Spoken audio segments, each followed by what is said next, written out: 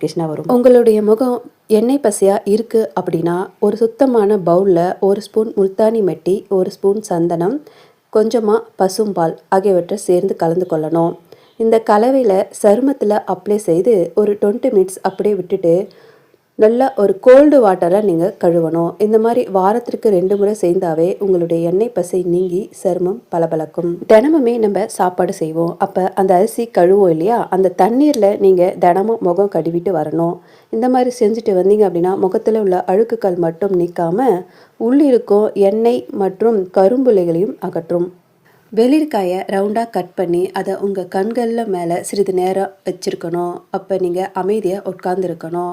இப்பாரி செய்கிறதால கண்களில் இருக்கும் சோர்வு நீங்கி கருவளையங்களும் நீங்கும். வாரத்தில் அல்லது 3 நாட்களுக்கு ஒரு முறை நீங்கள் ஆவி பிடிப்பது மிகவும் நல்லது.